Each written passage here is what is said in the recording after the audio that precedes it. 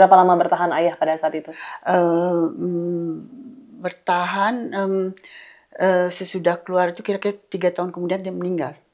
Ya. Dan masih sakit dalam keadaan meninggal?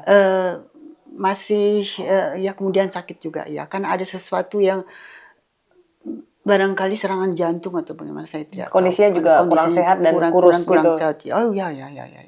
Saya tidak tahu karena sesudah keluar dari penjara ayah jadi banyak pendiam ya. Biasanya itu banyak cerita tapi kemudian pendiam ya. Ada sesuatu yang menekan. Saya tidak tahu karena saya kalau berlibur pun diberi cuma waktu sebulan, tidak boleh lebih. Ya. Makanya jadi waktu saya sempit sekali. Jadi saya selama di sana juga cuma nungguin ayah saja. Tapi kadang-kadang juga ada hal yang saya kira ada sesuatu yang menekan ya. Makanya. Ibu tidak cerita apa? Ibu sih tidak banyak cerita ya. Ibu cuma merawat ayah, kami semua merawat ayah. Akhirnya juga tadinya mesti kembali ke rumah sakit tapi ayah tidak mau, lebih baik di rumah katanya. Asal saya jadikan kamar yang di depan waktu saya berlibur di sana saya jadikan kamar untuk ayah saya dengan untuk pakai oksigen. Untuk pakai oksigen dan semua saya jadikan seperti di rumah sakit saja gitu, waktu di Indonesia. Tapi kami sayangnya mesti pulang sebulan kemudian. Terus tadinya saya ingin supaya ayah bisa dibawa ke sini ke Jerman untuk diobati di sini. Tapi tidak diperkenankan. Oleh? Tidak dapat visa, tidak dapat izin lah. Pokoknya nggak bisa keluar dari Indonesia. Ada hal juga ada wartawan dulu dari saya tahu dari Le Monde dari Prancis ya, yang juga pernah menginterview ayah, itu cerita ibu saya yang menjanjikan untuk supaya ayah bisa keluar untuk berobat gitu kan ya, tapi juga tidak bisa. Dulu itu tidak bisa. Ya, ada kekuasaan yang ada ada sesuatu kalau nggak salah karena tahu ya barangkali kalau bahwa setiap itu kan ada kedutaan, ada bakinnya. Bakin itu kan yang ini kan ya, mengawasi segala macam dari militer. Itu yang berarti dia nggak berbahaya. Dia berbahaya atau tidak. Dan saya tahu bahwa waktu saya di Indonesia pun saya kira juga diawasi. Saya tahu. Makanya saya bilang lebih baik saya waktu itu banyak saya tidak bicara sama siapapun juga ya, karena banyak yang itu juga demi keselamatan orang-orang juga itu ya, jadi jangan sampai di sini banyak. Makanya di Praha itu lebih banyak kan daripada di Berlin di Jerman. Makanya Tante ketika Tante akhirnya pergi lagi ke Jerman dengan terpaksa ya, karena harusnya pengen merawat ayah lama tapi sebulan harus kembali. Ada pesan dari ayah Tante kepada Tante dan adik-adik ketika balik lagi ke Jerman? Pesan ayah saya itu cuma kalau sudah kerja di sini cari pengalaman dulu, tunggu barangkali ada harapan bisa berubah lagi ya, gimana keadaan di Indonesia ya, atau saya bisa pulang lagi untuk beberapa lama, untuk lebih lama ya. Tapi ternyata ayah meninggal 2 atau 3 tahun kemudian, 3 tahun kemudian kalau nggak salah ya. Itu itu sesuatu yang tidak direncanakan ya sebenarnya. Tapi nggak ada pesan, udah kamu di Berlin. Pesannya cuma kamu tinggal buat saya sendiri juga lebih baik. Kenapa? Karena saya bisa membantu finansial ya ke Indonesia. Saya membantu karena ibu saya ya semuanya adik-adik saya masih sekolah, dua-duanya. Tidak bekerja. Tidak, ya masih ayah nggak dapat pensiun juga. Tidak. Itulah pensiun juga dicabut. Betul, tidak dapat pensiun.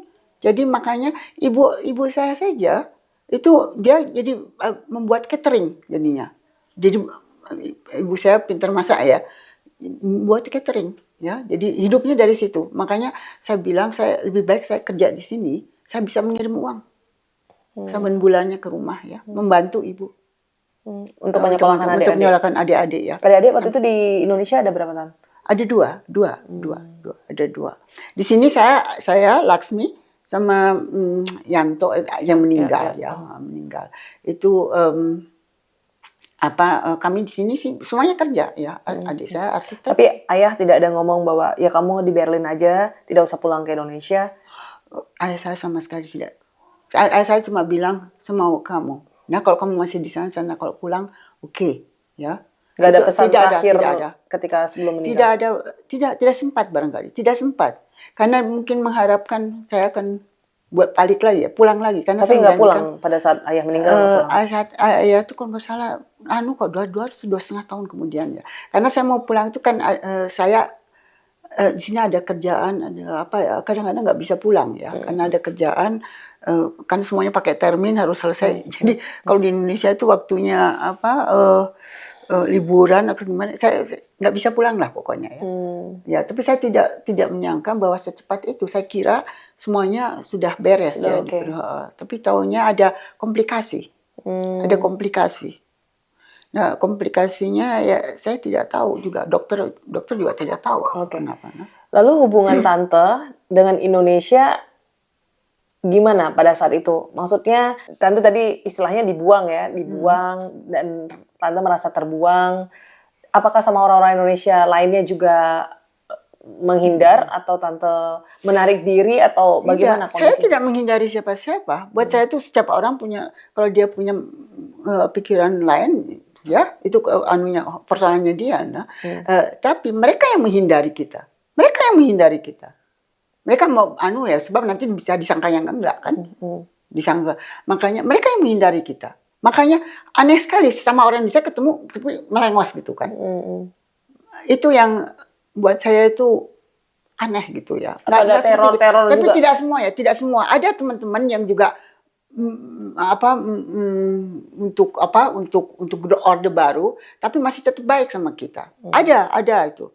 Tapi yang kebanyakan itu menghindar. Ada yang bilang kamu anak PKI gitu.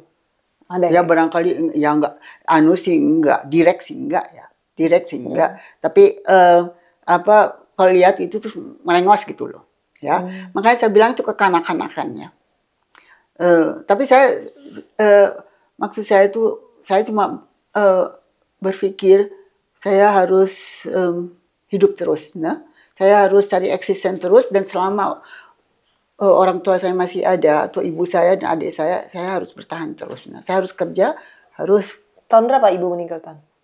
Meninggal tahun 1900 5 tahun sesudah ayah saya. Oke. Berarti adik-adik yatim piatu ya pada saat itu. Betul. Makanya saya pikir saya harus menolong mereka. Nah, itu aja. Saya cuma ayah cuma saja, kamu tolong adik-adik kamu. Ya, itu aja pesennya. Jadi kalau kamu kerja di sana, adik-adik kamu masih belum selesai, tolong pokoknya di hidupnya kalau kekurangan atau gimana dikirim. Berarti semarah apa tante sama rezim Orde Baru? Karena family jadi terpisah semua, berantakan ya. Family berantakan semuanya. Buat saya tuh nggak bagaimana ya, banyak hal-hal yang saya tidak suka. Nah, bapak saya tidak ada proses, tidak apa yang disalahkan. Nah, malah ada orang yang tadinya juga ke Praha segala macam, tadinya ke kedutaan segala macam, di sana di pengadilan dia memfitnah ayah saya. Nah, ada fitnahan itu, nah, yang enggak. Itu yang saya tidak suka ya. Apa katanya pada saat itu?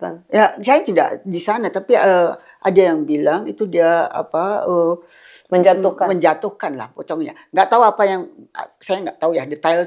Pokoknya dia tidak bicara bagus tentang ayah saya umpamanya gitu ya. Padahal dia itu dulunya sering ya atau kadang-kadang ke kedutaan bicara sama ayah saya. Tapi sudah berbalik, banyak yang berbalik. Berkhianat. ya saya nggak tahu apa itu khianat atau enggak ya. Buat saya itu mereka mengkhianati diri sendiri ya. Ya kalau mereka dulunya bilang gitu, sekarang bilang lain gitu kan, itu berbalik kan. Tapi maksud saya itu ya kalau mereka maunya kayak begitu mau apa? Nah, saya juga nggak bisa apa. Cuma saya bilang saya nggak bisa apa ya membenci atau saya nggak ada waktu untuk itu ya. Saya cuma ingin saya mencapai sesuatu yang bisa menolong untuk famili saya ya. Karena tanggung jawab sebagai anak pertama ya. Ya, itulah. Itu yang mungkin yang itu pesan yang terakhir dari saya bahwa saya yang tertua harus menjadi kayak seperti tulang punggung. Ya, seperti ya. Tulang punggung atau menjadi contoh lah untuk adik-adiknya gitu. Itu yang saya jaga. Nah, makanya saya berusaha untuk menolong dulu ya. Makanya saya bilang, saya di sini yang mulai dari pertama selesai itu langsung kerja ya. Kerja terus ngirim uang terus saben bulan ke rumah ya untuk ya pokoknya menolong sebisa mungkin lah gitu ya. Menolong sebisa mungkin. Tapi saya cuma menyesal bahwa saya tidak bisa ketemu bapak dan ibu waktu mereka semuanya tidak meninggal. Ya, itu saja yang saya sesalkan. Karena saya tidak di sana. Ketika mendengar kabar itu mungkin menangis banget itu ya. Oh, sedihnya minta ampun. Down sekali saya.